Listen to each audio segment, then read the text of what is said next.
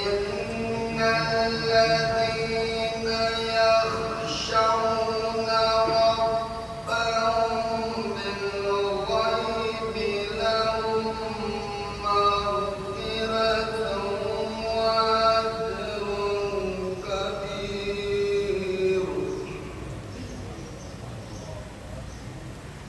وأسروا قولكم أو اجهروا به إنه عليم بذات الصدور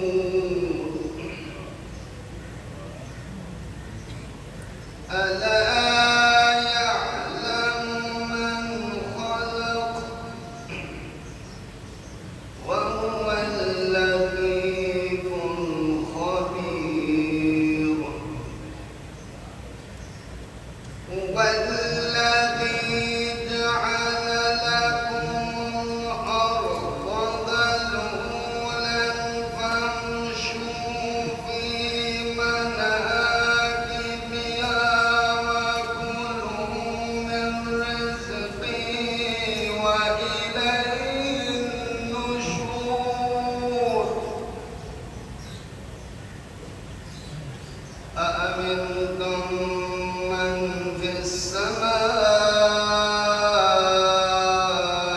أن يخسف بكم الأرض فإذا هي تمور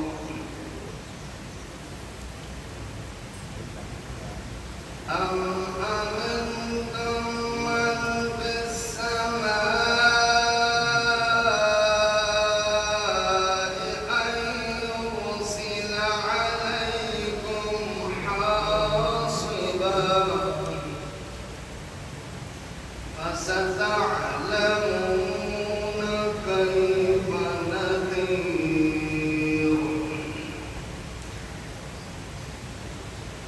ولقد كذب الذين من قبلهم فكيف كان نكير أولم يروا إلى الطير فوقهم صافات ويقبضن ما يمسكهن إلا الرحمن إنه بكل شيء بصير. جس کا ترجمہ یہ ہے، میں شروع کرتا ہوں اللہ کے نام سے جو رحمان الرحیم ہے، اور وہ کہیں گے اگر ہم سنتے یا عقل سے کام لیتے تو ہم جہنمیوں میں نہ پڑتے۔ اس طرح وہ اپنے گناہوں کا اعتراف کر لیں گے، بس اہل جہنم کے لیے رحمت خدا سے دوری ہے۔ جو لوگ غائبانہ اپنے رب کا خوف کرتے ہیں یقیناً ان کے لیے مغفرت اور بڑا اجر ہے۔ اور تم لوگ اپنے باتوں کو چھپاؤ یا ظاہر کرو، یقیناً وہ تو سینوں میں موجود رازوں سے خوب واقف ہے۔ کیا جس نے پیدا کیا اس کو علم نہیں، حالانکہ وہ باریک بین بڑا باخبر بھی ہے۔ وہ وہی ہے جس نے تمہارے لیے زمین کو رام کیا، بس اس کے دوش پر چلو اور اس کے رزق میں سے کھاؤ اور اسی کے پاس زندہ ہو کر جانا ہے۔ کیا تم اس بات سے بے خوف ہو کہ آسمان والا تمہیں زمین میں دھسا دے اور زمین ڈولنے لگ جائے؟ کیا تم اس بات سے بے خوف ہو کہ آسمان والا تم پر پتھر برسانے والی ہوا بھیج دے؟ پھر تمہیں معلوم ہو جائے گا کہ میری تنبیہ کیسی تھی۔ اور بتحقیق ان سے پہلے لوگوں نے بھی تکذیب کی تھی، تو دیکھ لو میرا عذاب کیسا تھا۔ کیا یہ لوگ اپنے اوپر پرواز کرنے والے پرندوں کو پر پھیلاتے ہوئے اور سمیٹتے ہوئے نہیں دیکھتے؟ رحمان کے سوا انہیں کوئی تھام نہیں سکتا، بتحقیق وہ ہر چیز پر خوب نگاہ رکھنے والا ہے۔ صدق الله العلي العظيم.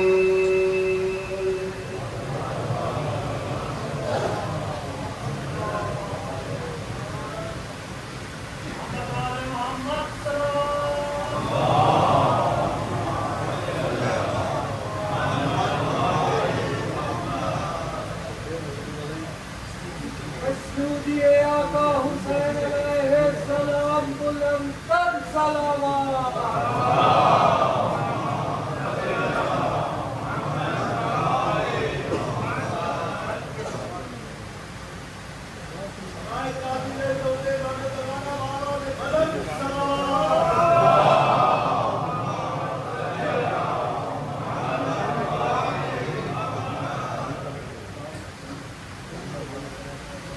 السلام علیکم.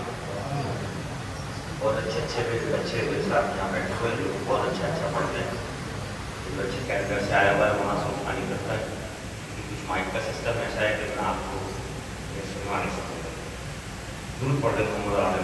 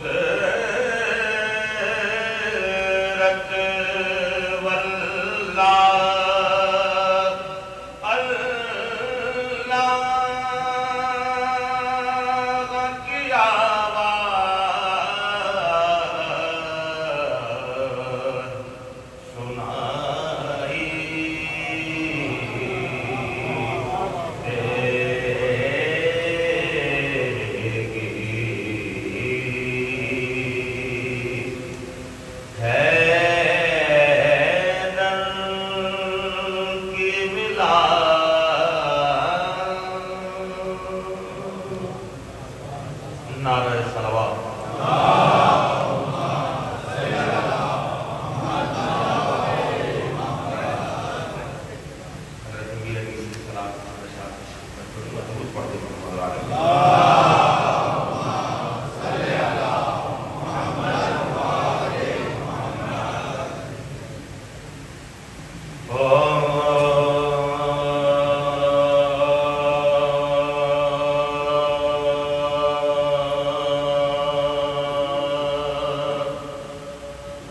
ذکر شہ کر کے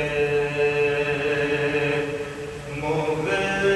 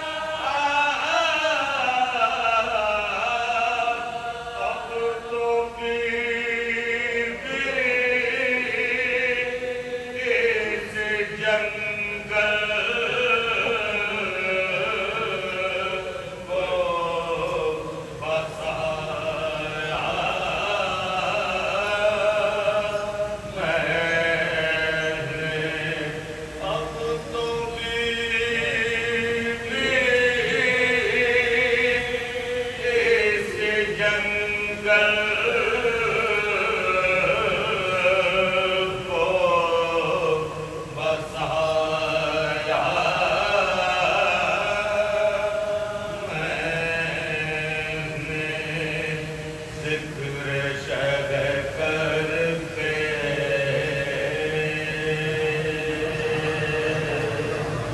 فاتحہ.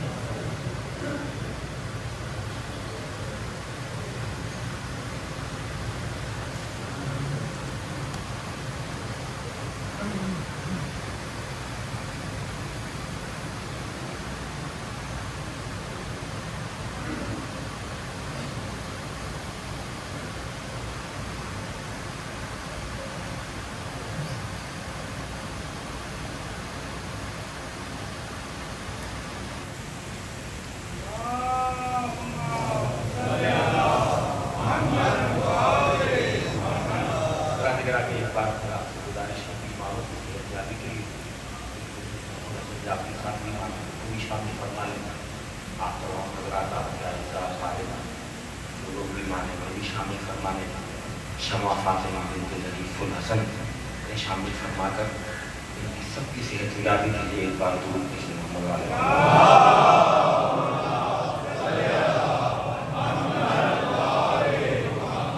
بس یہ کہ 5 وقت سے باتوں کی نظر کروں گا آپ سے گزارش ہے سورۃ فاتحہ سب کے لیے پڑھنی ہے جو پچھلے سال تک آپ کے اور ہمارے درمیان اس پر شہر پر ہوتے تھے اور اس سال میں موجود نہیں ہے اور سب کو شامل فرما کے تمام مرحومین شہداء ملت آپ حاضرین اپنے اپنے مرحومین کو بھی شامل فرما لیں بھائی محفوظ کے تمام مرحومین ان خصوصی استدعا فرمائیں دہلی کو شامل فرما کر ایک سورۃ فاتحہ کی تلاوت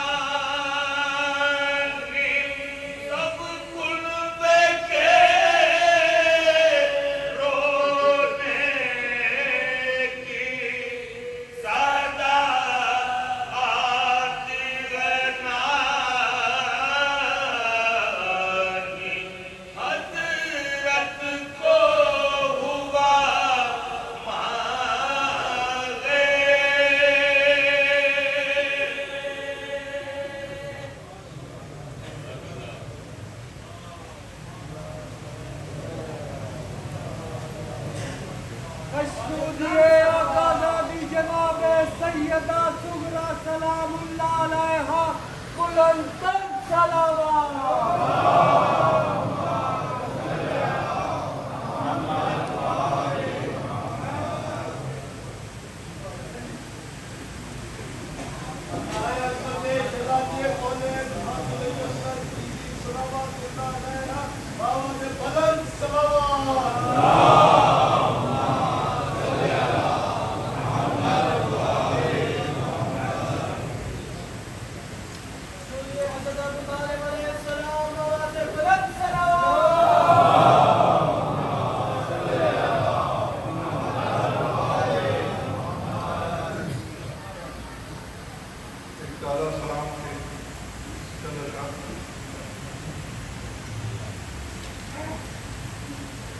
یہ جو میرے لب پہ رہتی ہے ثنا سب سے الگ، یہ جو میرے لب پہ رہتی ہے ثنا سب سے الگ، مجھ پہ ہوتی ہے میرے رب کی عطا سب سے الگ۔ یہ جو میرے لب پہ رہتی ہے ثنا سب سے الگ، مجھ پہ ہوتی ہے میرے رب کی عطا سب سے الگ۔ ہر برس بھجتا ہے یہ فرش ادا سب سے جدا، ہر برس بھجتا ہے یہ فرش ادا سب سے جدا، ہر برس سجتی ہے یہ بزم وفا سب سے الگ۔ ہر برس بھجتا ہے یہ فرش ادا سب سے جدا، ہر برس سجتی ہے یہ بزم وفا سب سے الگ۔ ہم فقیروں کو دعائیں مانگنے کے واسطے، ہم فقیروں کو دعائیں مانگنے کے واسطے ایک گھر آیا نظر سب سے جدا۔ عظمت محمد و آل محمد بلند تر صلوات۔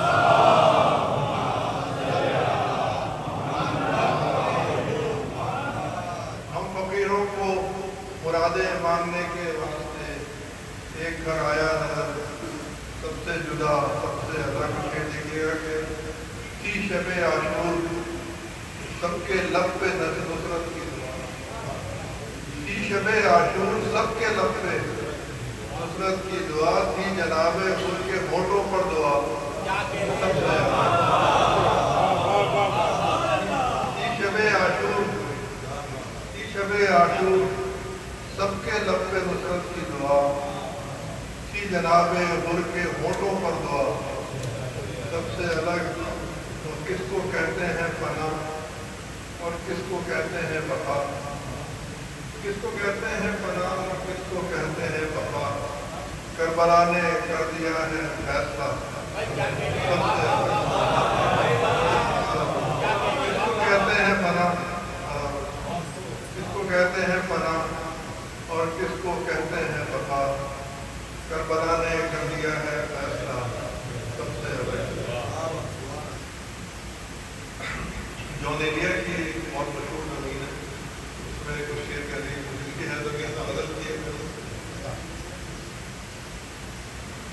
تمہارے گھر اگر فرش ادا نہیں، تمہارے گھر اگر فرش ادا نہیں تو تم سا کر مقدر دوسرا نہیں، تمہارے گھر اگر فرش ادا نہیں تو تم سا کر مقدر دوسرا نہیں، ہے اس بستی سے تو ویرانہ بہتر، ہے اس بستی سے تو ویرانہ بہتر جہاں سبت نبی کا تذکرہ نہیں،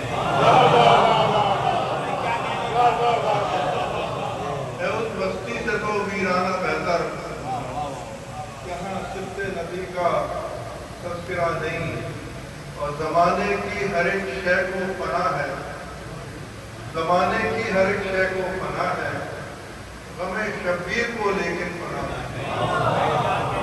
زمانے کی ہر ایک شے کو پناہ ہے، غم شبیر کو لیکن پناہ نہیں۔ اکیلا ہے مگر لشکر پہ بھاری، اکیلا ہے مگر لشکر پہ بھاری، علی اصغر کا کوئی دوسرا نہیں،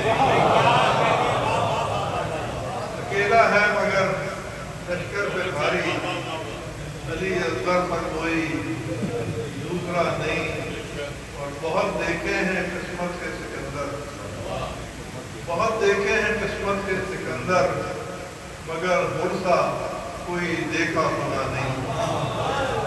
बहुत देखे हैं किस्मत के सिकंदर, मगर मुर्सा कोई देखा सुना नहीं। और जनाब हुर ने ये साबित किया है, जनाब हुर ने ये साबित किया है, कोई भी कुल्लिया हो कुल्लिया नहीं। जनाब हुर ने ये साबित किया है, कोई भी कुल्लिया हो कुल्लिया नहीं। और किसी मजलिस में मुझको ढूंढ लेना, किसी मजलिस में मुझको ढूंढ लेना, मेरा इसके सिवा कोई पता नहीं। किसी मजलिस में मुझको ढूंढ लेना, किसी मजलिस में मुझको ढूंढ लेना, मेरा इसके सिवा कोई पता नहीं। और समझ कराची के लिए माता चाहता हूँ, कितना का इंतजार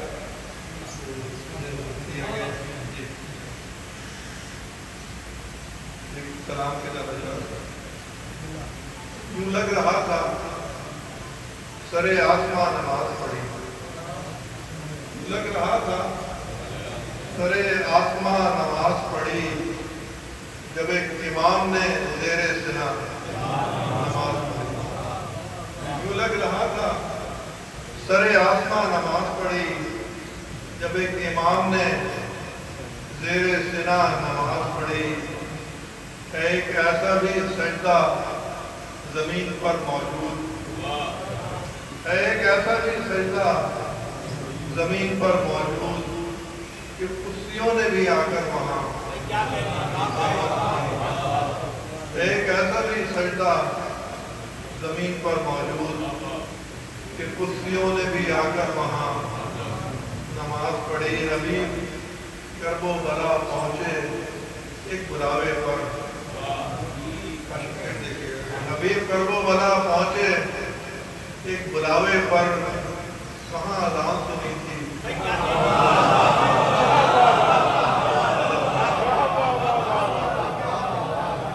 हबीब करबो बला पहुंचे, हबीब करबो बला पहुंचे एक बुलावे पर, कहाँ अज़ान सुनी थी, कहाँ नमाज पढ़ी। हुजूर मोहम्मद वाले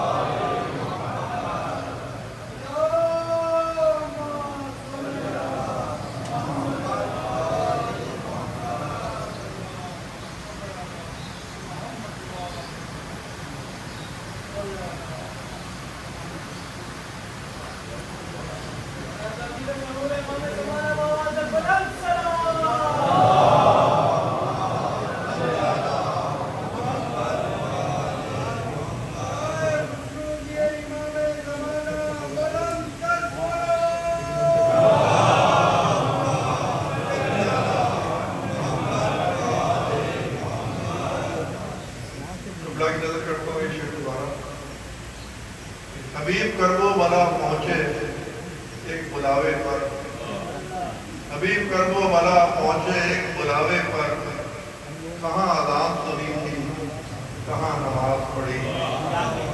वो विरदे इसमें अली और मैं समेत अम्मार, वो विरदे इसमें अली और वो मैं समेत अम्मार, पराज़े दार था लहरा, कहाँ नमाज पढ़ी। वो विरदे इसमें अली और वो मैं समेत अम्मार, पराज़े दार था हैरान, कहाँ नमाज पढ़ी। और वही नमाज बनी उनकी उम्र का हासिल, वही नमाज बनी उनकी उम्र का हासिल। जनाब हुर ने जो पाकर अमा, वही नमाज बनी उनकी उम्र का हासिल। जनाब हुर ने जो पाकर अमा नमाज पढ़ी। आपके देखिएगा कि वो जिस नमाज में शामिल ना हो दुरूद उन पर, वो जिस नमाज में शामिल ना हो दुरूद उन पर, यकीन रखना कि वो रायगा नमाज पढ़ेगी। वो जिस नमाज में शामिल ना हो दुरूद उन पर, यकीन रखना کہ وہ رائے گا نماز پڑھی ہے سجدہ گاہے دو عالم اسی زمین کی خاک ہے سجدہ گاہے دو عالم اسی زمین کی خاک میرے امام نے آ کر جہاں نماز پڑھی ہے سجدہ گاہے دو عالم اسی زمین کی خاک میرے امام نے آ کر جہاں نماز پڑھی. اور آخری شعر ہے کہ وہ ایک نماز امام زمان پڑھائیں گے وہ ایک نماز اور محمد علیہ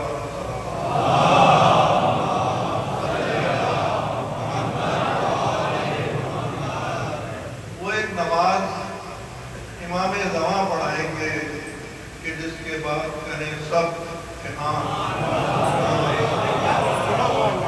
وہ ایک نماز امام زمان پڑھائیں گے کہ جس کے بعد کہیں سب کہ ہاں نماز پڑھی. یوں لگ رہا تھا سرے آسمان نماز پڑھی جب ایک امام نے زیر سنا نماز پڑھی.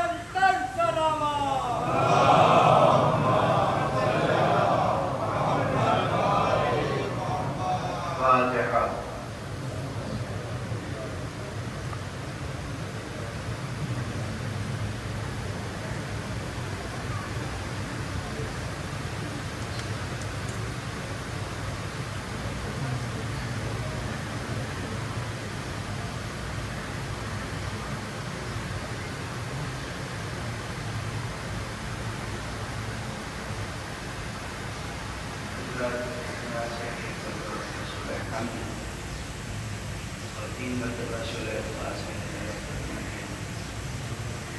مرحوم مشہور ماہر ترمیم پاکستان کی انٹرنیشنل سطح پر کئی مرتبہ نمائندگی کی. بہت بزرگوار ایجوکیشنسٹ تھے میر محمد علی صاحب اور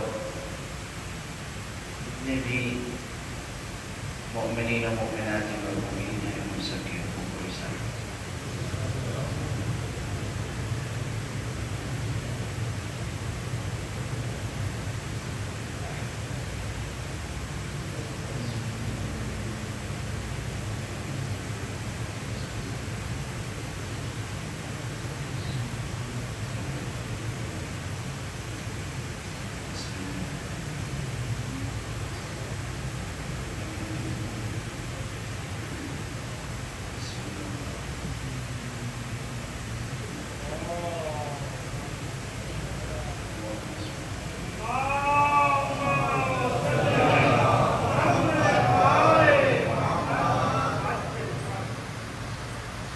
أعوذ بالله من الشيطان الرجيم. بسم الله الرحمن الرحيم. الحمد لله رب العالمين والصلاة والسلام على أشرف الخلائق أجمعين سيدنا وسيد الأولين والآخرين حبيبنا وحبيب إله العالمين إمام المرسلين وخاتم النبيين شفيع المذنبين ورحمة للعالمين أبي القاسم المصطفى محمد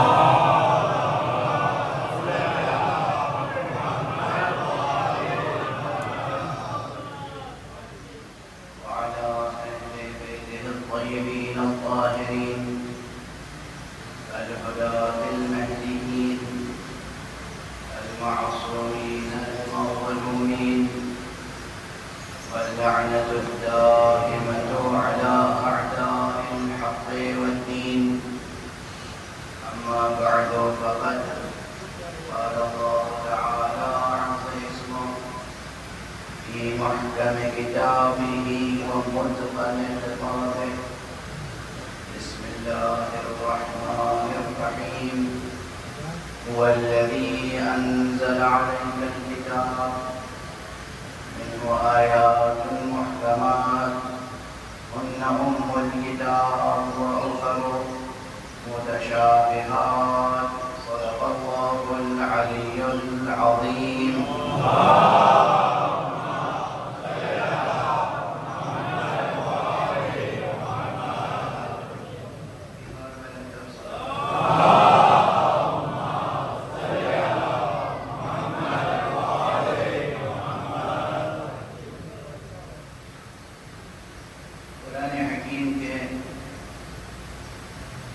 سورہ مبارک آل عمران کی ابتدائی آیتوں میں سے یہ ایک آیت ہے جس کا ایک جز اس وقت میں نے آپ حضرات کی خدمت میں تلاوت کرنے کا شرف حاصل کیا. اس آیت کریمہ کے ضمن میں علوم القرآن میں سے ایک اہم علم اور ایک بے پناہ علم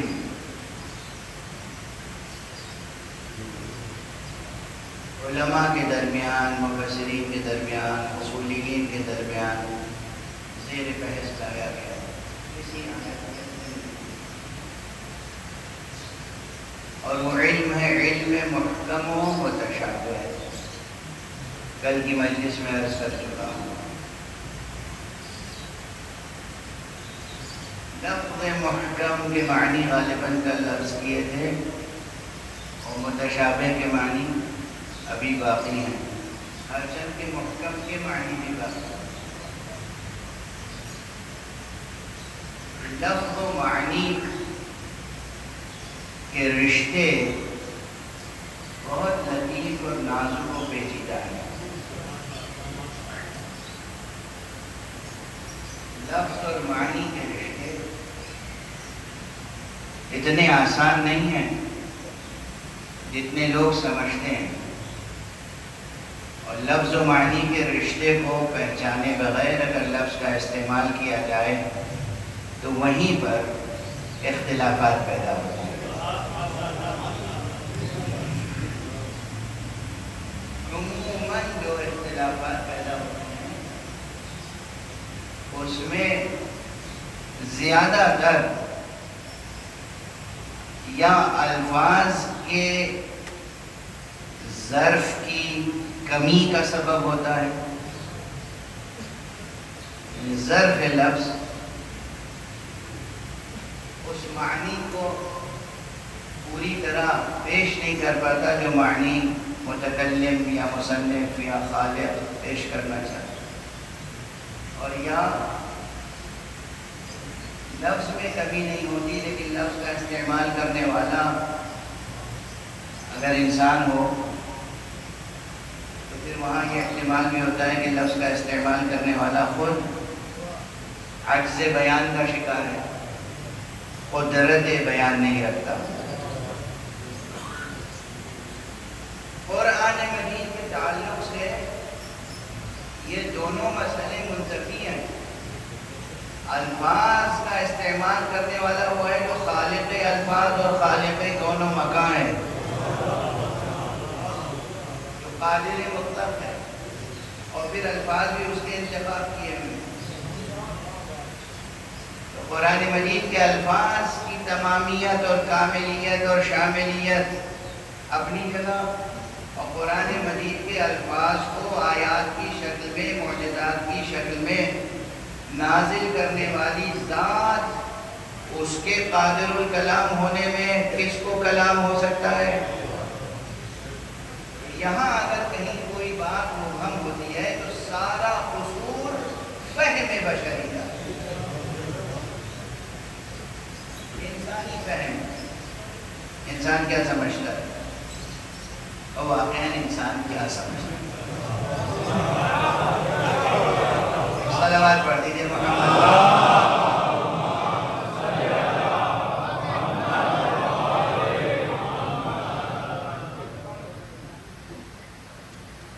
انسان خود سے کیا سمجھتا ہے، یہ خود ایک ایسا موضوع ہے جس پہ فلاسفہ حیران ہے۔ چنانچہ ایک طرف علم الدلالات ہے جو عربی دانشوروں کی ایجاد ہے، اور ایک طرف ہرمینیوٹکس ہے کہ جو مغربی فلاسفہ کی ایجاد ہے، اور جس میں فہم بشری اور اسلوب فہم دونوں پہ بحث ہوتی ہے۔ ہم کسی ٹیکسٹ کو، کسی متن کو کس طرح سمجھیں، کسی اسکرپٹ کو کس طرح سمجھیں، اس کا انٹرپریٹیشن کس طرح کریں، یہ پوری ایک سائنس ہے، پوری ایک فلسفی ہے۔ اور ایک یہ کہ کس طرح تفسیر کریں، توجیہ کریں، اور ایک طرف برانچ آف فلسفی کے طور پر یہ علم وہ ہے جو اصل فہم بشری پر بحث کرتا ہے۔ انسان کے پاس جو قوت ہے، اس کے ذریعے سے انسان کسی بھی لفظ کے معنی کو، کسی بھی عبارت کو، کسی بھی خطاب کو سمجھتا ہے،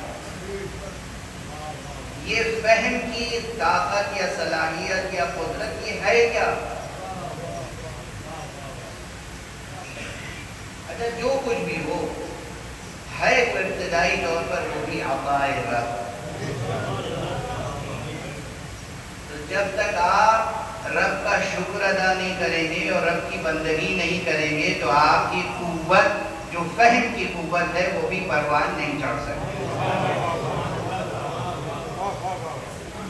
اور اس لیے پھر یہاں پر میں آقا حضرت ابو عبداللہ الحسین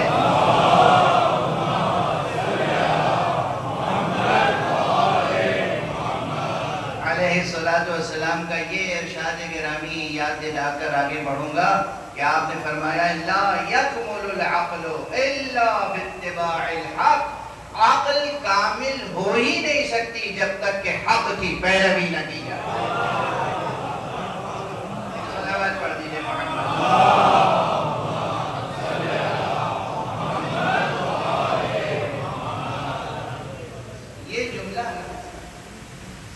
طالب علم ہو یا کوئی دانشور، کوئی بھی فرد بشر ہو، اسے ہمیشہ اپنے سامنے رکھنا چاہیے۔ لا یکمل العقل الا باتباع الحق، عقل تو کامل ہو ہی نہیں سکتی، عقل پرورش نہیں پا سکتی الا باتباع الحق، مگر یہ کہ حق کی پیروی کے نتیجے، حق کی پیروی کے بغیر عقل کامل نہیں ہو سکتی۔ اور یہ جو لفظ عقل ہے اس میں فہم، فراست سب شامل ہے۔ بہرحال یہ جو عنوان گفتگو ہے محکمات و متشابہات، یہ بہت قابل غور ہے، بہت قابل عنایت، بہت قابل توجہ، بہت قابل التفات ہے سب کے لیے، جو علماء ہیں ان کے لیے بھی اور جو علماء نہیں ہیں ان کے لیے بھی۔ اور زیر بحث لانا ممبر سے اس لیے ضروری ہے کہ آج کل ماشاءاللہ جو جدید وسائل ہیں نشر و اعلام کے، جسے آپ حضرات سوشل میڈیا پہ، اس نے ہر جاہل کے لیے ممبر فراہم کر دیا ہے۔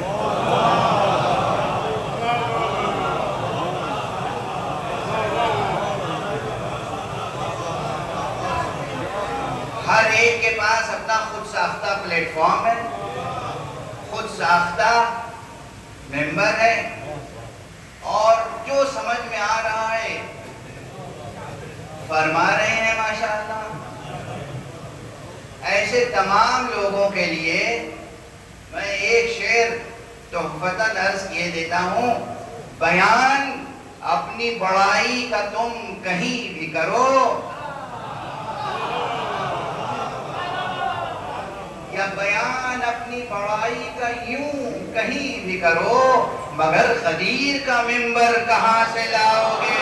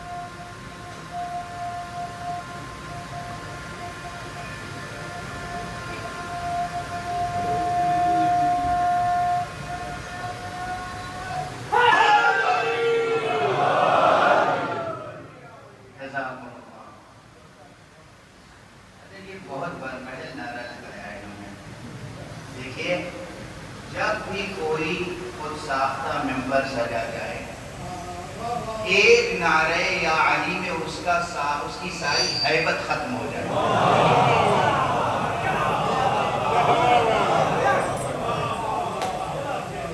کہیں کوئی خود ساختہ ممبر ہو تو بہت سے ایسے ہیں کہ جو حقیقت میں کیا عرض کروں، یعنی میں طنز نہیں کر رہا ہوں، دل سوزی درد مندی سے عرض کر رہا ہوں۔ معاشرہ جہالت کے کس قعر تک گر چکا ہے، اور ایلیوژن آف نالج اتنا ہے، اور ایسے ایسے کمپلیکس میں لوگ مبتلا ہیں، صحیح اردو نہ بول سکتے ہیں نہ پڑھ سکتے ہیں۔ صحیح اردو نہ بول سکتے ہیں نہ بول سکتے ہیں، تلفظ صحیح نہیں ہے۔ کیا کہوں، تلفظ صحیح نہیں ہے یا تلفظ صحیح نہیں ہے؟ کیسے سمجھ میں آئے گا لوگوں کو؟ سمجھاؤں کیسے؟ اس لیے کہ جو تلفظ کہتا ہے، جب میں کہوں گا تلفظ تو وہ مجھے کہے گا یہ غلط تلفظ کر رہا ہے۔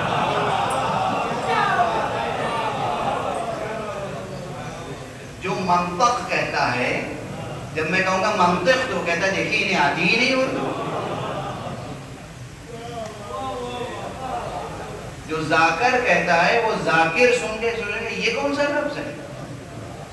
کس دور میں ہم جی رہے ہیں، کس دور میں گفتگو کر رہے ہیں؟ آپ اس فقیر کی اور اس غریب شہر کی مصیبتوں کا اندازہ کر سکتے ہیں؟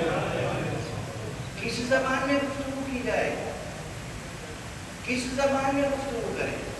آپ اپنی اردو بھول چکے ہیں، صحیح اردو بول نہیں سکتے، محاوروں کا علم نہیں۔ محاورے جس زبان جو اہل زبان استعمال کرتے تھے، آپ نہ جانے کن معانی میں استعمال کر رہے ہیں۔ ضرب الامثال کہاں کے کہاں پہنچ گئے، مذکر اور مؤنث کی تمیز بھی ویسے ہی مٹ گئی ہے جیسے شام کے لوگ ناقے اور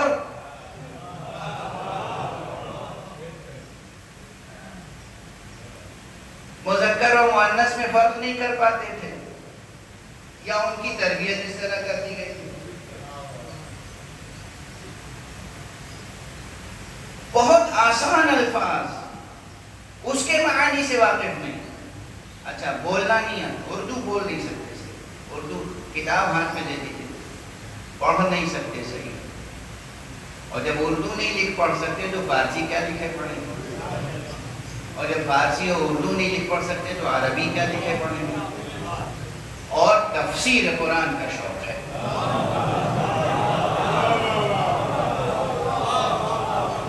مسائل دین میں اپنی رائے اظہار کرنے کا شوق ہے۔ میں یہ سمجھتا ہوں، آپ کیا، آپ کی سمجھ کیا ہے؟ معصوم کا قول ہے کہ اگر جاہل خاموش ہو جائے تو ملت میں کوئی تفرقہ نہ ہو۔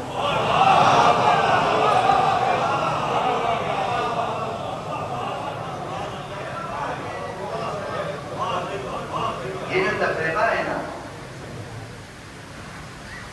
یہ جو تفرقہ ہے اور یہ جو فرقہ بندیاں ہیں، ان میں بہت کچھ علم کا دخل نہیں، جہل کا دخل ہے۔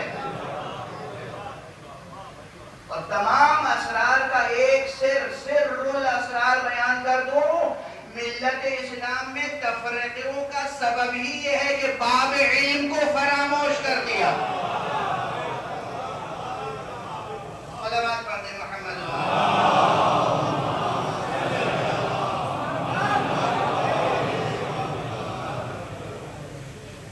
جب باب علم فراموش ہو جائے گا، جب دروازہ علم سے رشتہ نہیں رہے گا تو شہر میں داخلہ کیسے ہوگا؟ تو معلومات شہر علم سے تو کوئی تعلق ہی نہیں ہے، شہر علم کی ہوا مشام جہاں تک پہنچی نہیں۔ دیوارے شہر کے باہر جو ویرانے ہیں، ان ویرانوں میں بیٹھ کر علم کی باتیں کرنا چاہتے ہیں۔ وہ کہاں؟ اور علم کا، وہ بھی علم قرآن، علم حدیث، علم الہیات یا کوئی بھی علم۔ بہرحال اب یہاں پر اس بحث کا چھیڑنا مجھے کئی لحاظ سے ضروری معلوم ہوا کہ جو لوگ قرآن مجید کی تفسیر کر رہے ہیں اور جو لوگ ان تفسیر کرنے والوں سے متاثر ہو رہے ہیں، ان کے سامنے کچھ تو حقیقتیں رہیں۔ خود قرآن مجید کا اعلان ہے کہ قرآن مجید میں کچھ آیتیں محکم ہیں اور کچھ متشابہ ہیں، اور جو محکم آیتیں ہیں وہی اصل کتاب ہے، ام الکتاب، ہن ام الکتاب، وَأُخَرُ مُتَشَابِهَاتٌ، اور دوسری آیتیں متشابہ ہیں۔ اب یہاں ٹھہر کے یہ بھی عرض کروں کہ جب کوئی مسئلہ علمی اور تعلیمی نقطۂ نظر سے زیر بحث لایا جاتا ہے تو بہت زیادہ موشگافی کرنی پڑتی ہے، سرسری نہیں گزر سکتے آپ۔ خود اب لفظ محکم سے مراد کیا ہے، متشابہ سے مراد کیا ہے؟ محکم کے معنی یہ ہے کہ وہ آیتیں جن کے معنی روشن ہیں، جن کے معنی واضح ہیں، جن کے معنی میں کوئی ابہام نہیں ہے، جن کے معنی میں مضمون میں کوئی اشکال نہیں ہے، واضح ہے، اور جن کی دلالت بھی واضح ہے، یعنی جن سے جو حکم ثابت ہو رہا ہے وہ واضح ہے، کیونکہ کوئی نہ کوئی حکم ہر مضمون کے ساتھ ہوتا ہے، بلکہ کوئی قضیہ حکم سے خالی نہیں ہوتا۔ بس ایک جملہ کہہ دیا، میں کیا کہوں؟ اچھا جو لوگ سمجھ گئے، جو نہیں سمجھے وہ بعد میں سمجھنے کی کوشش کریں۔ کوئی قضیہ، کوئی ایک پروپوزیشن، کوئی ایک سینٹنس، کمپلیٹ سینٹنس، کوئی ایک جملہ جس میں مبتدا خبر ہو، وہ کسی نہ کسی حکم کا حامل ہوتا ہے، چاہے وہ نسبت اور وہ حکم عقلی ہو، عرفی ہو، وجودی ہو یا شرعی ہو۔ ٹھیک ہے، کچھ احکام شرعی احکام ہیں، حلال و حرام، واجب، مستحب، مکروہ، مستحب، مکروہ، حرام، واجب، مباح، یہ احکام خمسہ، یہ شرعی احکام ہے، احکام تکلیفیہ۔ تو بہت سی آیتوں میں یہ احکام ہے، لیکن بہت سی آیتوں میں یہ احکام نہیں ہے، مگر عقلی احکام ہے، اعتقادی احکام ہے۔ تو ہر وہ آیت جس میں مضمون صاف واضح روشن ہو اور حکم واضح ہو وہ ہے محکم۔ متشابہ پھر کیا ہے؟ بالکل اس کے برعکس، متشابہ وہ ہے کہ جس کے مضمون ہی میں ابہام ہو، جس سے حکم کا ثابت کرنا آسان نہ ہو، مشکل ہو، جس کے معنی میں غموض ہو، یعنی غامض معنی ہو، گہرے معنی ہو، بہت بلند معنی ہو جو ذہن وہاں تک پہنچ نہ سکے عام بشر کا۔ اب اگر قرآن مجید نے خود کہہ دیا کہ اس میں کچھ آیتیں متشابہ ہیں، تو میں نے جو کل عرض کیا تھا یہ اسی کی دلیل ہے کہ خداوند قدوس نے قرآن مجید نازل ہی اس انداز سے کیا ہے کہ کبھی کوئی بشر رسول سے یہ نہ کہنے پائے کہ آپ کی ضرورت نہیں ہے، قرآن کافی ہے۔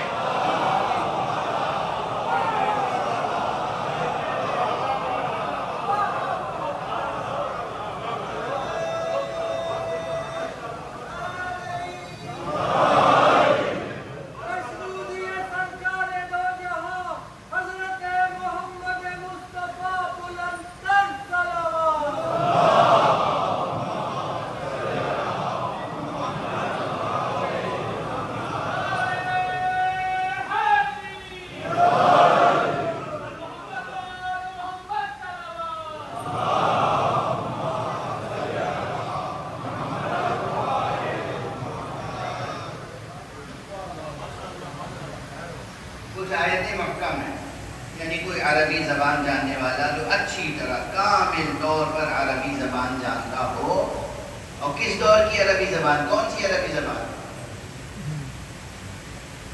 یہ ہمارا تجربہ ہے روزمرہ کا۔ لوگ ملتے ہیں دبئی میں اور شارجہ میں اور سعودی عرب میں اور عراق میں کام کرتے ہیں، مزدور ہیں، اور انہوں نے وہ مزدوروں والی سڑک کی بازار کی زبان سیکھ لی، اور ہم سے آگے کہتے ہیں ہمیں بھی عربی آتی ہے۔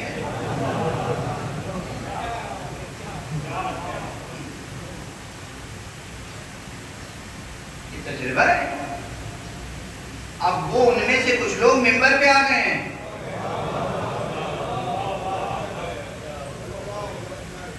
صرف بازار کی زبان آتی ہے اور وہ بھی پوری نہیں آتی، وہ بھی پوری نہیں آتی، فی معافی سے زیادہ نہیں جانتے، انہیں یہ بھی نہیں معلوم کہ فی کیا ہے اور معافی کیا ہے۔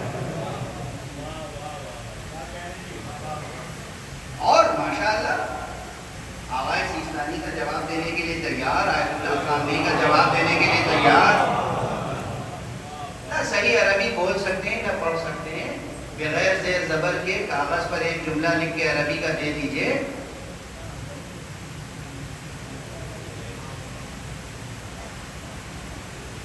پڑھ نہیں سکتے، مگر کیا غرور جہل ہے۔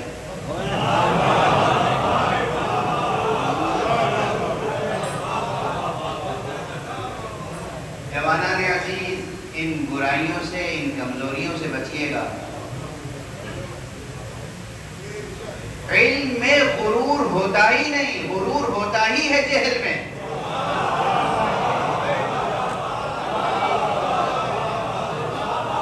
علم میں غرور نہیں ہوتا، تکبر نہیں ہوتا، علم میں دل سوزی ہوتی ہے۔ ارے عزیز تمہیں آتا نہیں، سیکھ لو۔ یہ کہنا کہ سیکھ لو یہ غرور نہیں ہے، یہ کہنا کہ مجھے آتا ہے، مجھے سیکھنے کی ضرورت نہیں، یہ غرور ہے۔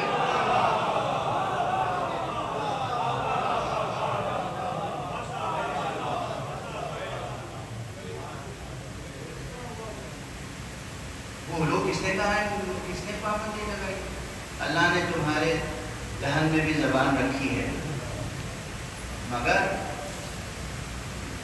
سیکھ لو تو بولو۔ تو اب یہ سب بھی جملے کہنے پڑتے ہیں، مجبوراً کہنے پڑتے ہیں، مجبوراً کہنے پڑتے ہیں۔ کہیں کسی کے دل کو کوئی ٹھیس لگ جائے اور اس ٹھیس لگنے کے نتیجے میں اس میں اسلام پیدا ہو جائے، طلب علم حاصل کرے تو مجھے بھی ثواب ملے، ثواب ملے گا۔ تو بات پھر اس منزل تک آ جائے کہ محکم اور متشابہ، اس کی ایک تشریح تو میں نے کر دی، لیکن بات یہ ختم نہیں ہو جاتی۔ میں نے عرض کیا کہ محکم وہ ہے جس کے مضامین روشن ہو، معانی واضح ہو اور حکم ثابت کرنا اس سے آسان ہو۔ متشابہ وہ ہے جس میں ابہام ہو، اجمال ہو، اور یا مضمون ایسا بلند ہو لیکن یہاں پہ ٹھہر، یہ ایک تحفہ لے کے جائیے گا۔ قرآن مجید کی بعض آیتوں کے متشابہ ہونے کا راز صرف یہ ہے کہ اس میں جو بات کہی گئی ہے وہ اتنی بلند ہے جس سے ذہن بشری مانوس نہیں۔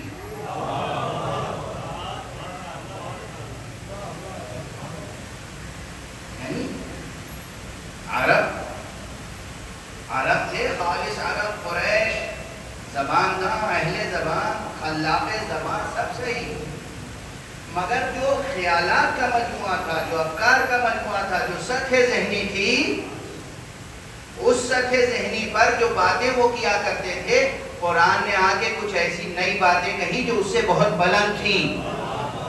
تو لفظیں تو سمجھ میں آ رہی تھی، معنی سمجھ میں نہیں آ رہے تھے۔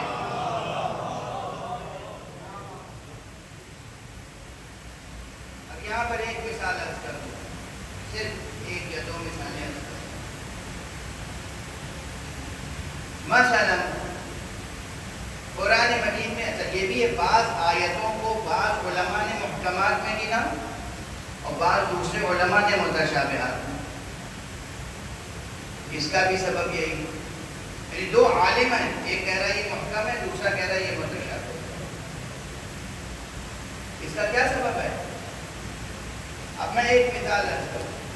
قرآن مجید میں بہت سے علماء نے اسے محکم آیتوں میں شمار کیا اور ہے محکم۔ اللہ سبحانہ و تعالیٰ کی شان میں کہا گیا لیس کمثلہ شیء،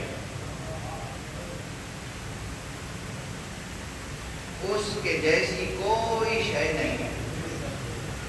اچھا، لیسا بہت عام لفظ ہے، کاف کا یہ عربوں کے لیے بہت آسان تھا، ہم جیسے لوگوں کے لیے جن کی مادری زبان عربی نہیں ہے، اور ہم یہ کاف میں بھی ایک حرف کاف میں بھی بات ہو جاتی ہے، اس کے معنی کیا ہے، یہاں پہ یہ حرف ہے یا اسم ہے، اس کا علاج کیا ہوگا، بڑی مشکل آتی ہے۔ اس ایک حرف ظاہر نحو کی علاج تو ہے نہیں، تو میں اس سے اشارہ کر کے آگے پڑھوں۔ یہ کاف عربوں کے لیے بہت مانوس تھی۔ مثل کا لفظ، مثل ہی، ضمیر ہے کی، شیء، یہ جتنے الفاظ ہیں اور حروف ہیں یہ سب بہت عام ہیں، اور جو اس کا ظاہری ترجمہ ہے وہ بھی عام۔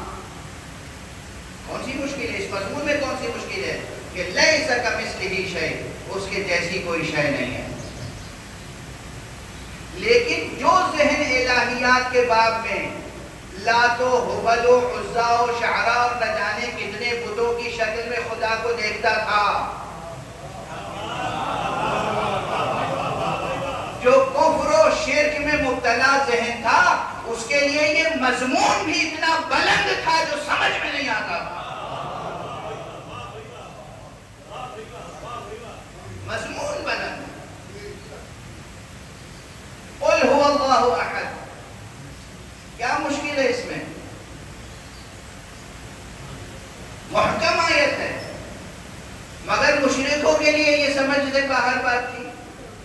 بلند تک لم یلد ولم یولد، الفاظ میں کوئی ابہام ہے؟ لم یلد ولم یولد عام لفظ ہیں، لیکن یہ ذہن انسانی جو تصور ہی نہیں کر سکتا تھا کہ بغیر باپ کے کوئی بیٹا بھی ہو سکتا ہے، اس کے لیے یہ مضمون سمجھنا مشکل تھا۔ نہ وہ عیسیٰ کی حقیقت سمجھ سکتا تھا، نہ خدا عیسیٰ کی حقیقت سمجھ سکتا تھا، مضمون بلند تھا۔ تو یہ آیت محکم ہے، مضمون کے اعتبار سے بہت سو کے لیے جو خدا کے لیے ہمسر کے قائل تھے وَلَمْ يَكُنْ لَهُ كُفُوًا أَحَدٌ، لفظ عام ہے، محکم ہے، مضمون عام، مگر ان کے لیے سمجھنا مشکل تھا اور آج بھی مشکل ہے۔ بہت سے ایسے ہیں، بڑے بڑے سائنٹسٹ ہیں، بڑے فلاسفرز ہیں، دنیا کے بڑے کام کر رہے ہیں، حکومتیں چلا رہے ہیں، سب کچھ ہے، مگر عبادت کرنے کے لیے سامنے ایک بت رکھ دیتے ہیں۔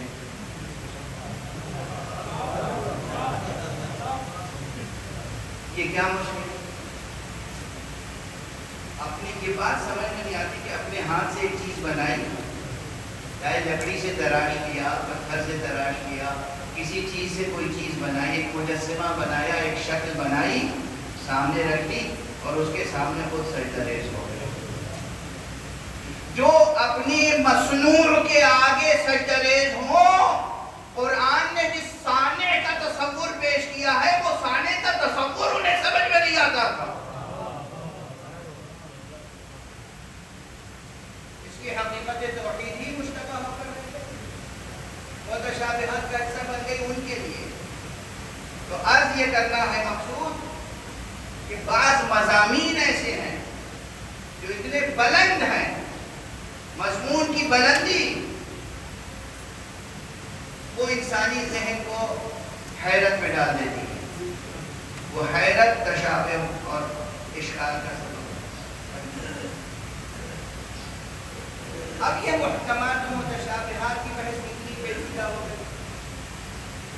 ایک تو اصطلاحاً یہ ہے کہ کچھ آیتیں محکم ہیں اور کچھ متشابہ ہیں، اور پھر جب یہ مشکل سامنے آئے کہ جو محکم آیتیں ہیں ان میں بھی کیسے یقین کریں کہ یہ محکم ہے اور سب کے لیے محکم ہے، تو ایک چیز یہاں پر ایک فیصلہ ابھی کر لیجیے کہ یہ جو محکم اور متشابہ کی اصطلاحیں ہیں یہ ریلیٹیو ہیں،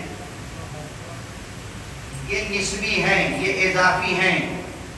ممکن ہے کہ کوئی ایک شے کسی کے لیے محکم ہو، دوسرے کے لیے متشابہ، اور ممکن ہے کہ کوئی ایک شے کسی کے لیے متشابہ ہو، کسی اور کے لیے محکم۔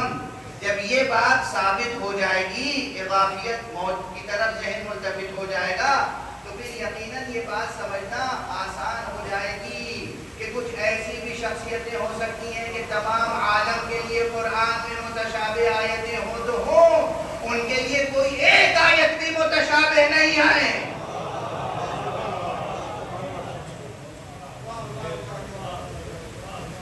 ایسے افراد ہیں، ہم عام انسانوں میں، خاطی انسانوں میں، گناہگار انسانوں میں، غیر معصوم انسانوں میں نہ ہوں، مگر محمد رسول اللہ صلی اللہ علیہ وسلم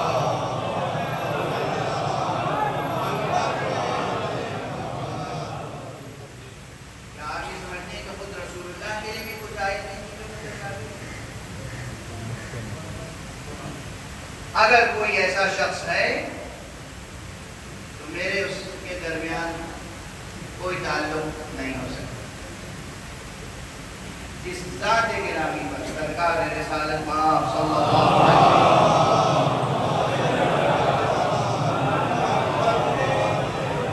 ان کے قلب پر قرآن نازل ہوا۔ اب کوئی کہے کہ جناب والا کچھ آیتیں تو خود ان کے لیے بھی متشابہ ہیں، نعوذ باللہ، میں اس قول کو تسلیم کرنے کے لیے تیار نہیں ہوں، اور میں سمجھتا ہوں کوئی بھی صحت مند مسلم ذہن یہ قبول نہیں کرے گا۔ یہ عام قاریوں کے لیے، قیامت تک جتنے تلاوت کرنے والے آئیں گے یہ ان کے لیے ہے، کچھ آیتیں ہمارے لیے محکم ہیں، کچھ متشابہ ہیں، لیکن خود رسول اللہ خطیب قرآن مخاطب اول، ان کے لیے کوئی ایک حرف بھی متشابہ نہیں ہے۔ حرف تک اس لیے بات آ گئی کہ محکمات و متشابہات میں کئی قول ہیں، وہ آئیں گے ایک ایک کر کے ایک ایک قول آئے گا، عرض کروں گا، لیکن ایک قول یہ ہے کہ بھئی قرآن مجید میں صرف یہ جو 5 حروف مقطعات ہیں، الف لام میم، الف لام را، الف لام میم را، صاد قاف یاسین طٰہٰ، یہ جو حروف ہیں حروف مقطعات، کہتے ہیں یہ متشابہات اور باقی پورا قرآن محکمات۔ ایک قول یہ ہے بزرگوں میں پرانے لوگ، ایک قول یہ ہے کہ آیات میں جتنی آیتیں ہیں وہ سب محکمات ہیں، صرف یہ جو حروف ہیں یہ متشابہات ہیں۔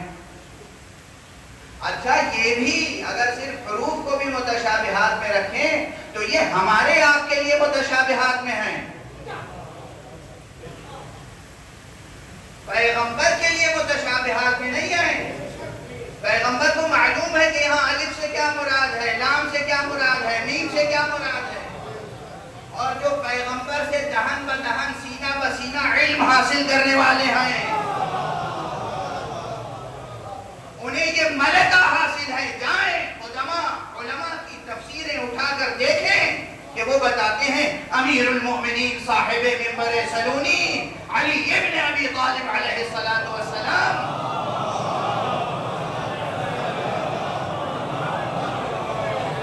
ان حروف مقطعات سے بھی کس طرح استفادہ کیا کرتے تھے اور کس طرح حقیقتوں کو بیان کرتے تھے۔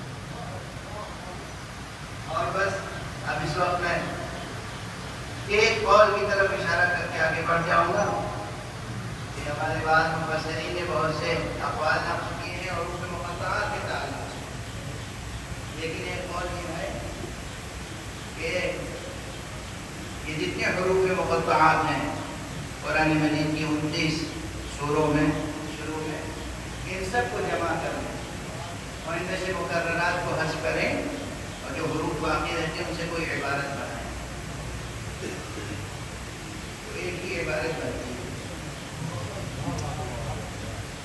بھائی عبارتیں تو بہت سی بن سکتی ہیں، میں کہہ رہا ہوں ایک ہی عبارت بنتی ہے، وہ دلائل کی بنا پہ ہے، اور وہ عبارت یہ ہے کہ صراط علی حق نم سے ہو، علی کا راستہ حق ہے اور بس ہم اسی سے وابستہ ہیں۔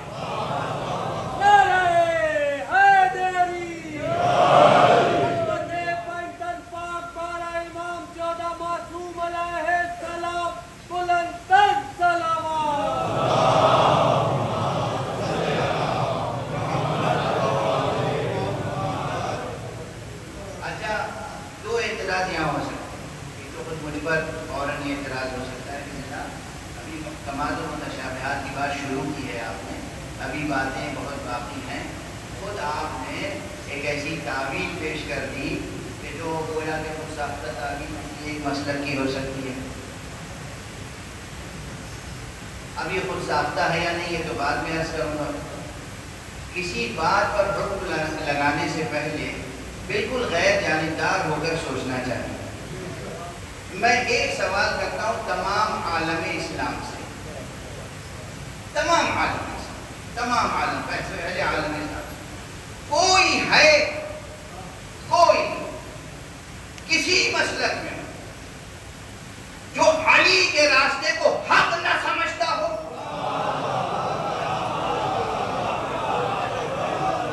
جرأت ہو تو اپنا نام بتا کے دکھاؤ۔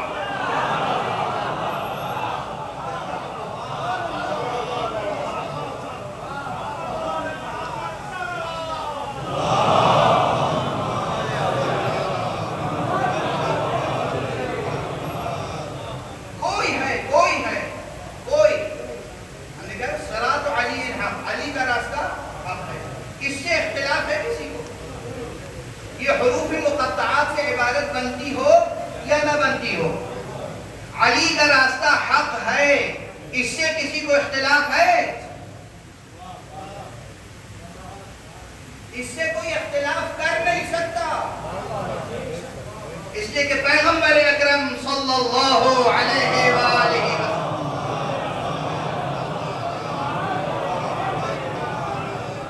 یہ ارشاد گرامی مشہور ہے، معروف ہے، علی مع الحق والحق مع علی،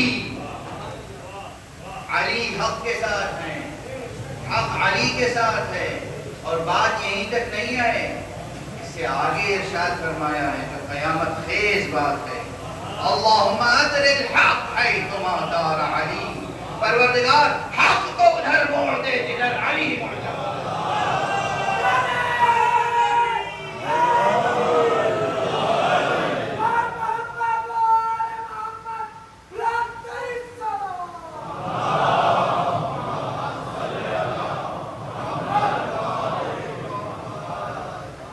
خدا کی قسم اس ذکر مبارک میں کیا لذت ہے، کیا جاذبیت ہے، کیا حقیقت ہے، کیا معنویت ہے، کیا زندگی ہے۔ خود میں اس منبر پر یہی قول تقریباً انہی لفظوں میں کتنی بار سنا چکا ہوں، اور میرے علاوہ ممبروں پر کتنے ذاکرین اور خطبہ ہیں جو اس قول کو سینکڑوں نہیں، ہزاروں نہیں، لاکھوں بار دہرا چکے ہیں، لیکن پیغمبر کی زبان سے نکلے ہوئے جملے کی تاثیر اور لذت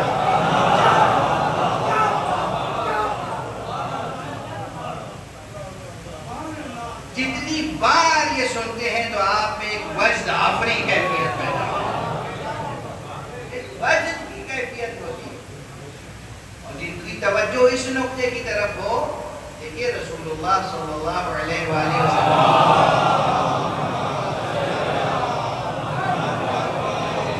اور مولا کائنات جناب امیر المومنین علی بن ابی طالب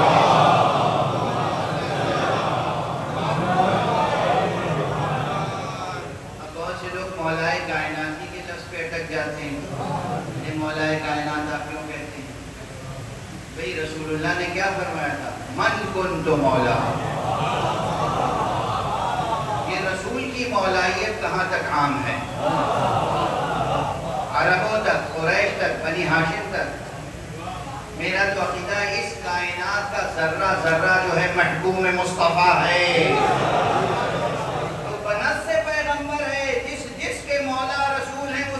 مولا علی ہیں، کائنات کے مولا رسول ہیں تو کائنات کے مولا علی ہیں۔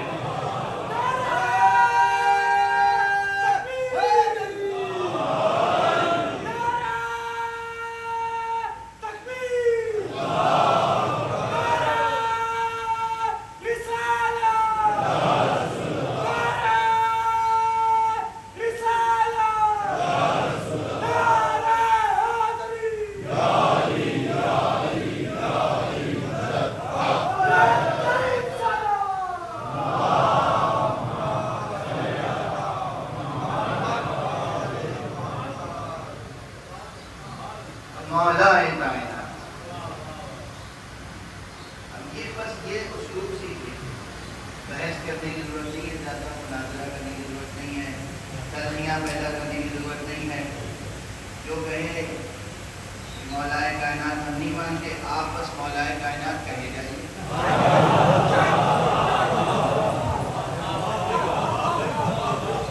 آپ کے نزدیک حق ہے نا، آپ کا دل مطمئن ہے نا، تو بس آپ کہے جائیے۔ آپ کی زبان سے کوئی ٹالے جا سکتا ہے؟ نہیں جا سکتا۔ کوئی کہے مولا کائنات نہیں مانتے، آپ ہی مولا کائنات نے یہ فرمایا۔ علی کو مولا کائنات کس نے فرمایا ہے؟ مولا کائنات نے علی کو مولا کائنات فرمایا۔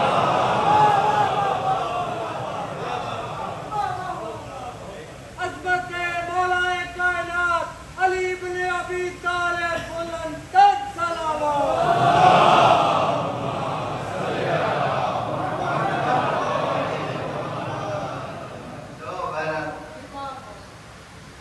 مولا کائنات رسول اکرم خاتم النبیین امام المرسلین صلی اللہ علیہ وآلہ وسلم نے مولا کائنات امیر المومنین سید الوصیین علی بن ابی طالب علیہ السلام کے حق میں جو ارشاد فرمایا کوئی یوں ہی نہیں، بہت غور طلب ہے کہ ظاہری سن و سال کے اعتبار سے اس دنیاوی سن و سال کے اعتبار سے 30 برس کا فرق تھا۔ پیغمبر صلی اللہ علیہ وسلم 30 برس بڑے تھے، حضرت علی 30 برس ہوئے، اور حضرت علی کو بچوں کی طرح، اپنی اولاد کی طرح حضور نے پالا ہے۔ ایک تاریخی حقیقت، خانہ کعبہ میں ولادت ہوئی، اور جناب فاطمہ بنت اسد لے کے جب باہر نکلی، اب مجھے اپنا ہی ایک شعر یاد آ گیا تو وہ سنا دوں کہ ظہور آدم نوری ہوا جو کعبے میں،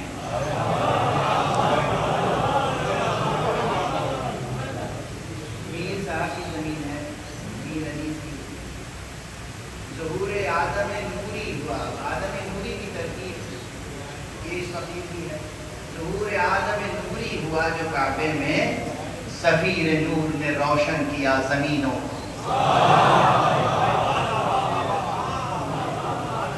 تو جب جناب امیر المومنین کی ولادت ہوئی خانہ کعبہ میں، جناب فاطمہ بنت اسد لے کے نکلی ہیں، تو سب سے پہلے اپنی آغوش میں سرکار رسالت مآب نے دیا،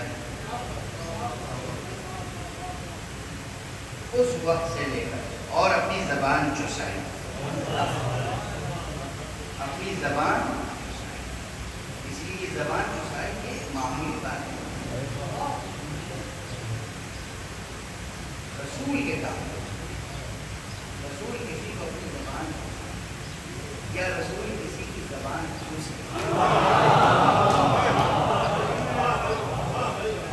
دونوں روایتیں موجود ہیں، دونوں روایتیں موجود ہیں، رسول نے مولا علی کو اپنی زبان چسائی،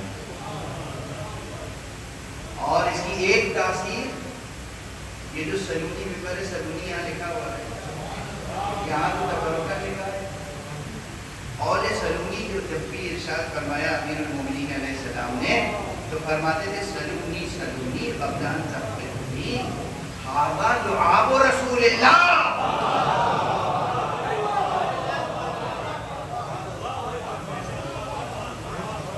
پوچھ لو مجھ سے جو پوچھنا چاہو قبل اس کے کہ تمہارے درمیان میں نہ رہوں، اس سینے میں خزینہ علم ہے، یہ لعاب رسول اللہ ہے۔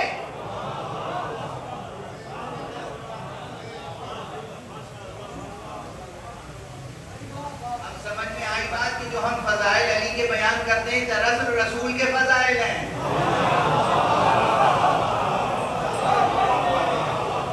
اور علی کے فضیلتوں کا انکار توہین رسالت ہے۔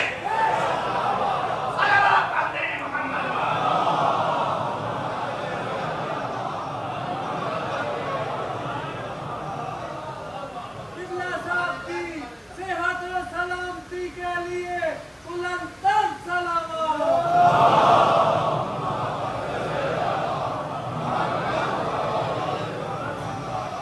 کس کی توہین کر رہے ہو؟ جسے رسول نے اپنی زبان چسائی؟ کس کی شان میں گستاخی کر رہے ہو؟ جسے رسول نے اپنی آغوش میں پالا؟ کس کے بارے میں کیسی کیسی روایتیں لکھ رہے ہو جو شروع سے آخر تک رسول کے ساتھ ساتھ رہا، جس کا لہو اور رسول کا لہو ایک ہے، جس کا شجرہ رسول کا شجرہ ایک ہے، جب بھی کوئی آیت نازل ہوتی تھی تو رسول سب سے پہلے بلا کے اسے سناتے تھے، لکھواتے تھے، آیت بھی سکھاتے تھے، آیت بھی پڑھاتے تھے، آیت کی تفسیر و تعبیر بھی بتاتے تھے۔ اس کی شان میں گستاخیاں، رسول کی شان میں گستاخیاں،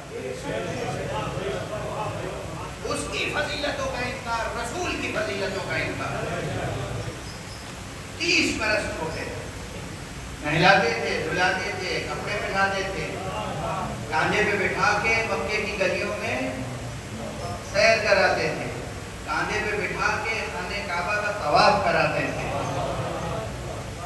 کاندھے پہ بٹھا کے صفا و مروہ کے درمیان سعی فرماتے تھے، اپنے ساتھ غار حرا میں لے جاتے تھے، جہاں جہاں رسول جاتے تھے وہاں وہاں علی جاتے تھے، اسی لیے اللہ نے بھی اہتمام کیا، جہاں جہاں رسول کو لے گیا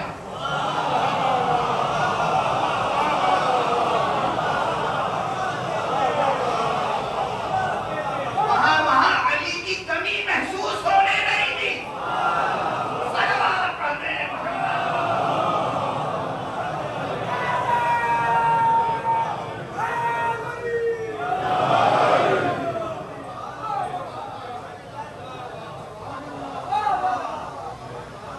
عظمت فاتح خیبر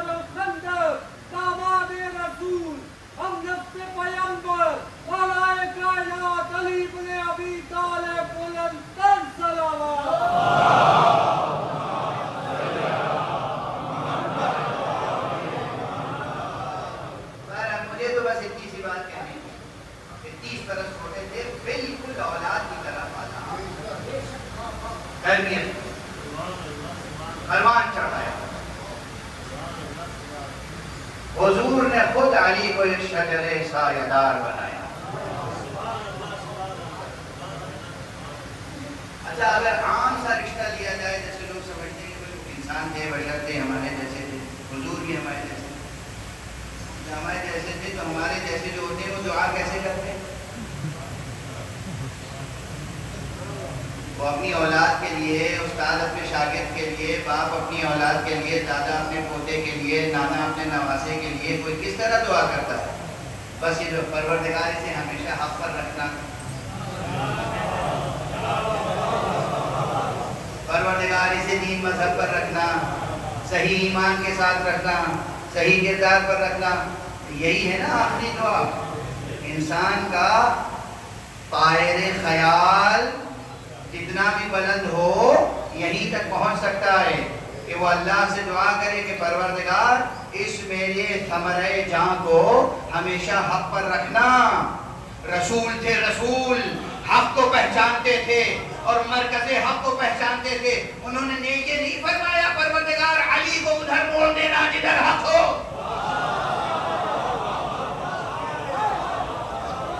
پیغمبر نے فرمایا یا اللہ پروردگار حق کو ادھر موڑ دینا جدھر علی مڑ جائے.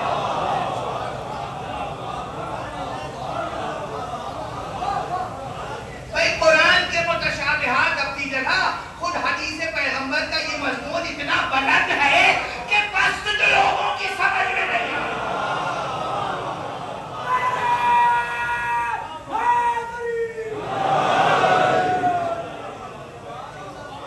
بہت بلند ہے, بہت بلند ہے یہ مضمون, بہت بلند ہے یہ مضمون.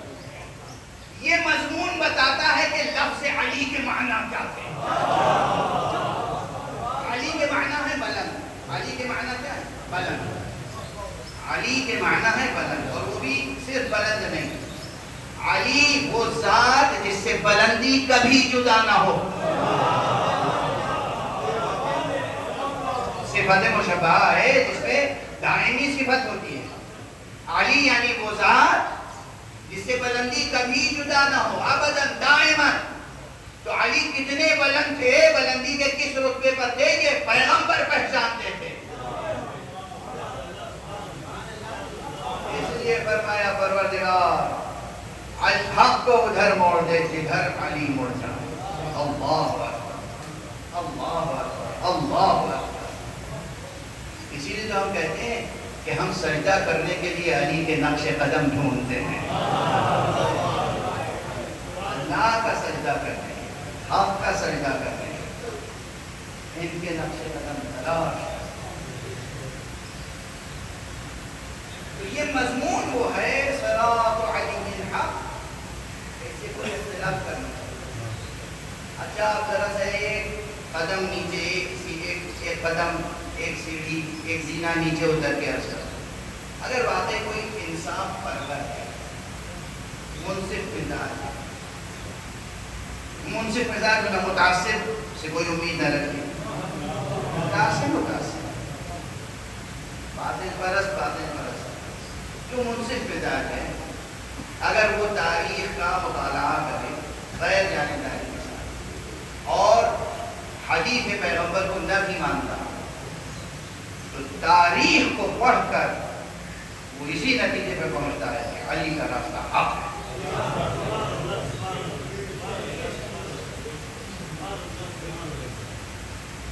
اچھا حق کو حق کہتے ہیں,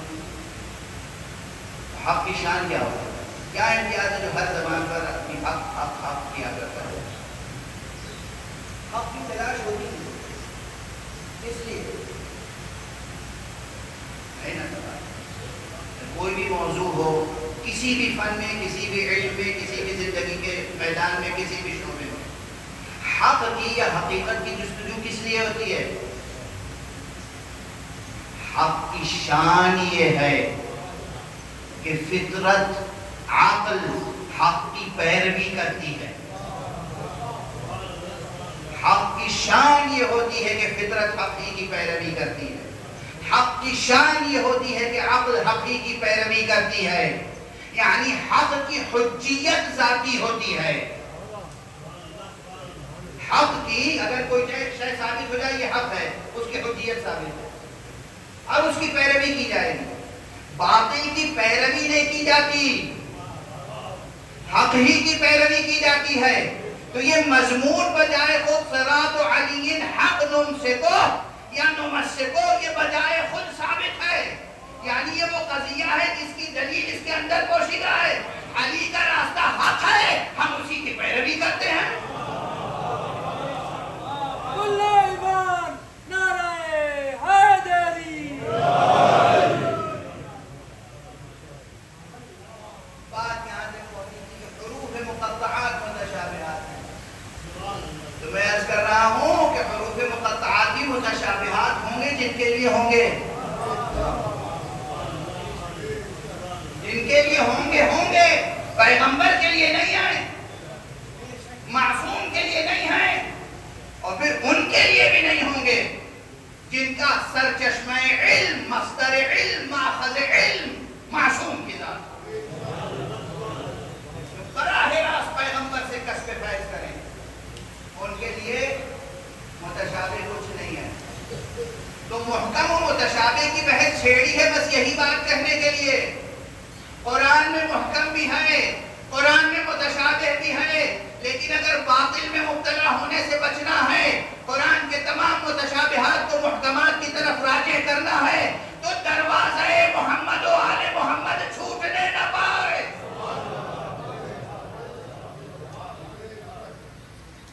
چاہے کچھ بھی گزر جائے، کربلا گزر جائے تو گزر جائے،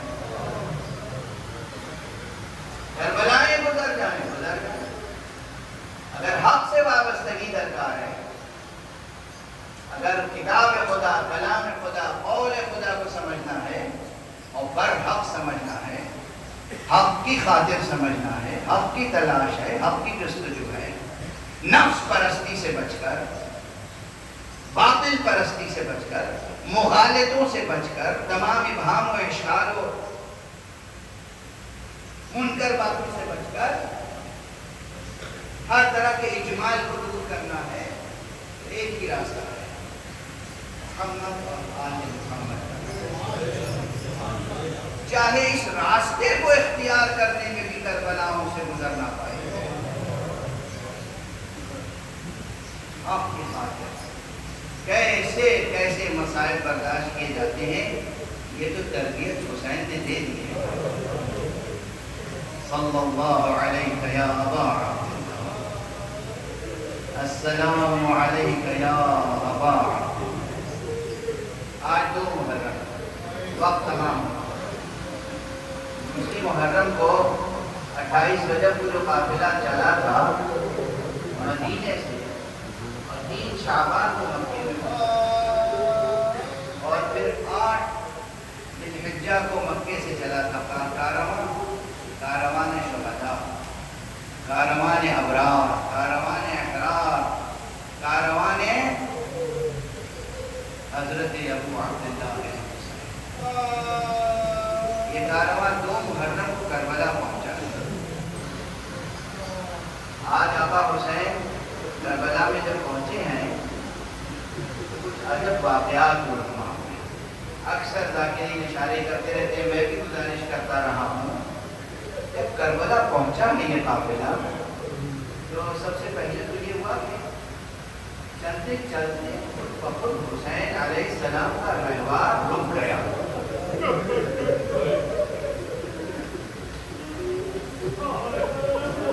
یہ روایت بڑی معنویت رکھتی ہے، بہت معنویت، بہت معنویت رکھتی ہے. حسین جیسے شجاع کو کہیں پر کوئی بھی روکنے کی سکت نہیں رکھتا تھا. نہ کوئی 1000 کا لشکر، نہ کوئی 30,000 کا لشکر، نہ کوئی لاکھوں کا. حسین اس شجاع کا نام ہے، حسین بھی اس شیر حق کا نام ہے، حسین بھی اس اسد کردگار کا نام ہے. کوئی روک نہیں سکتا تھا، مگر یہ کہ ہاں امر مشیت کو مکمل ہونا. چلتے چلتے رہوار رکا. تو آپ نے پوچھا یہ کون سی جگہ ہے؟ کہتے ہیں قریب رہنے والے کچھ لوگ آئے، ان سے پوچھا گیا کون سی جگہ ہے؟ اب ظاہر مورخین نے مکمل باتیں کہاں لکھی ہیں؟ بعض باتیں واقعات کی ایسی ہوتی ہیں، واقعات کا تقاضا ہوتا ہے کہ سمجھی جائے کہ یہ مکالمے ہوئے ہوں گے۔ جو مکالمے ہوئے لگتا ہے جب کوئی کہیں سے آ رہا ہو پوچھے کہ بھئی یہ کون سی جگہ ہے، تو ممکن ہے کہ سب سے پہلے جس سے پوچھا جائے وہ پوچھے کہ آپ کون ہیں، کہاں سے آ رہے ہیں، کہاں جانا ہے۔ لوگوں کو معلوم ہوا فرزند رسول ہیں حسین ابن علی۔ کسی نے کہا اس جگہ کا نام نینوا ہے، کسی نے کہا اس جگہ کا نام غاوریہ ہے، کسی نے کہا اس جگہ کا نام شط فرات ہے۔ مختلف حضرات مختلف نام بتاتے رہے اور آپ پوچھتے رہے اور بھی کوئی نام ہے، اور بھی کوئی نام ہے، اور بھی کوئی نام ہے۔ ایک بوڑھا شخص آگے بڑھا اور اس نے کہا فرزند رسول اس جگہ کا نام کربلا بھی ہے۔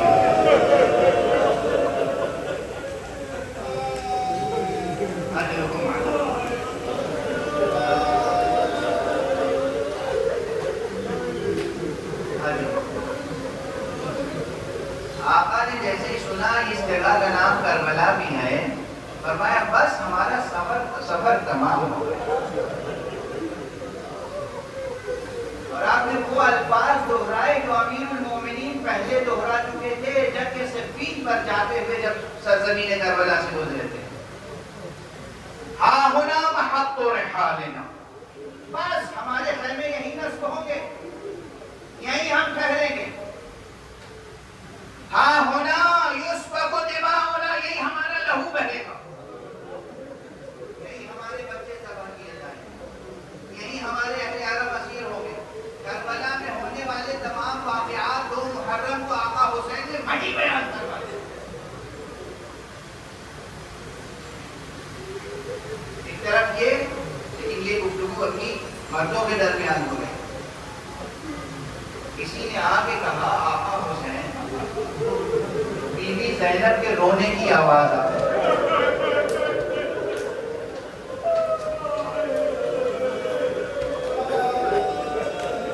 بیوی ابھی محمل میں ہے مگر گریہ کر رہی ہیں۔ آقا حسین تشریف لائے، بہن زینب گریہ کا کیا محل ہے؟ کہا بھائیا یہاں جتنی دیر سے ٹھہرے ہیں دل کی ایسی کیفیت ہے کہ قرار بھائیا یہاں سے ایسی خوشبو آ رہی ہے کہ بس اس خوشبو کے نتیجے میں آنکھوں سے آنسو بہ رہے ہیں۔ یقیناً آقا نے اسی وقت فرمایا ہوگا بہن زینب ہاں صحیح ہے یہ کیفیت، میں ابھی یہی بتا رہا تھا۔ تمہیں ماں کی وصیتیں یاد ہیں، بابا کی وصیتیں یاد ہیں کہ کربلا ہے بہن، میں پہنچ گیا کربلا۔ آپ گریہ کر رہے ہیں، مال مجلس حاصل ہو گیا۔ ان مجلسوں کے قیام اور ان مجلسوں کے برپا کرنے کا مقصد یہ ہوتا ہے کہ ہم آقا حسین کے غم کو زندہ رکھیں اور ان کے غم کے سہارے سے خود زندہ رہنے کی سکت پیدا کریں۔ بس ایک واقعے کی طرف اشارہ کر کے، واقعہ آپ کا سنا ہوا ہے، اشارہ کر کے گفتگو تمام کروں کہ جناب امام حسین علیہ السلام جب پہنچ گئے اور اصحاب و انصار نے چاہا کہ خیمے برپا کریں تو اسی وقت وہ جو لشکر تھا دشمن کی طرف سے جو آیا تھا اس نے کہا ہم نہر کے کنارے خیمے نصب نہیں کرتے تھے۔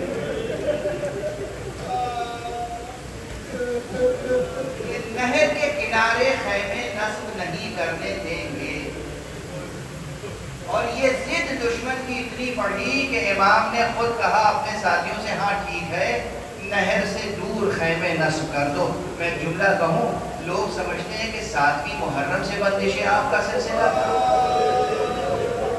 ارے حقیقت تو یہ ہے کہ وارد ہوتے ہی کربلا میں بندش آپ کی تدبیریں شروع کر دی تھی دشمنوں نے۔ دشمنوں نے بندش آپ کی تدبیریں شروع کر دی تھی، مگر یہ آقا حسین تھے کہ جنہوں نے ہر مقام پر وہ مثالی صبر پیش کیا ہے کہ تاریخ کی نگاہیں خیرہ ہو رہی ہیں. بس ایک جملے پر آپ لیا کریں گے، مسائل کا پورا چھوڑ دو. ادھر گفتگو ہو رہی تھی کہ خیمے کہاں نصب ہوں. زہیر دشمنوں سے بحث کر رہے تھے. زہیر کو غصہ آیا. زہیر ابن قین آقا نے یہ سوچا کہ زہیر تو صحابی ہیں، زہیر کو غصہ آ گیا ہے، کہیں عباس کو اگر غصہ آ گیا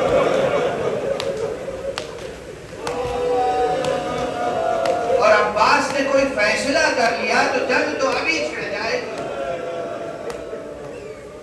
اور جنگ کا آغاز تو ہماری طرف سے ہو جائے گا.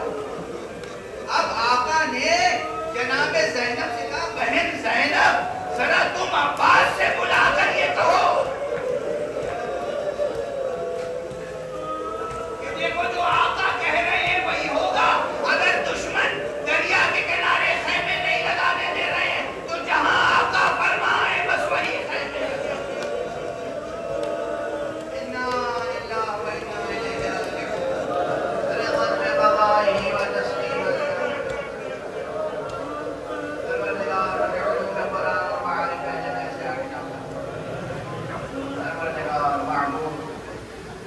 ہمارے سینوں میں چراغ توحید روشن.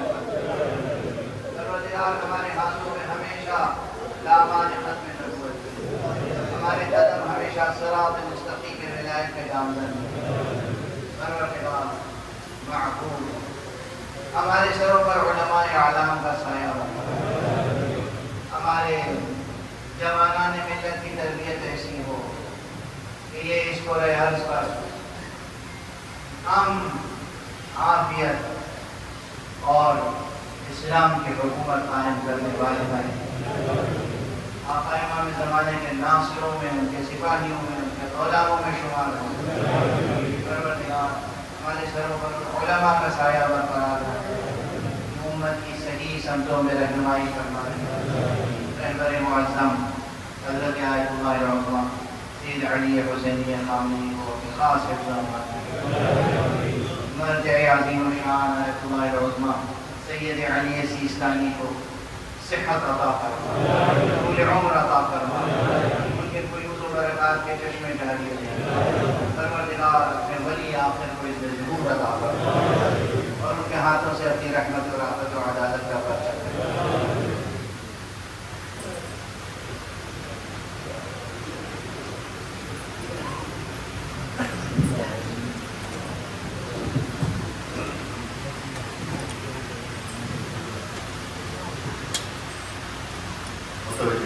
بسم اللہ الرحمن الرحیم. السلام علیکم یا نبی اللہ، السلام علیکم یا رسول اللہ، السلام علیکم یا حبیب اللہ، السلام علیکم یا حجت اللہ، السلام علیکم یا ابا عبداللہ وعلی الارواح التي حلت بفنائك. عليك مني سلام الله أبدا ما بقيت وبقي الليل والنهار، ولا جعله الله آخر العهد مني لزيارتكم. السلام على الحسين وعلى علي بن الحسين وعلى أولاد الحسين وعلى أصحاب الحسين وعلى أنصار الحسين، خصوصا مولا أبا الفضل الفاضل أمير المؤمنين جميعا ورحمة الله وبركاته. السلام عليك يا غريب الغرباء، السلام عليك يا معين الضعفاء والفقراء، السلام عليك يا شمس الشموس، السلام عليك يا أنيس النفوس، أيها المدفون بأرض القدس، علي بن موسى الرضا الراضي بالقدر والقضاء ورحمة الله وبركاته. السلام عليك يا صاحب العصر والزمان، الأمان الأمان الأمان من فتنة الزمان. السلام عليك يا خليفة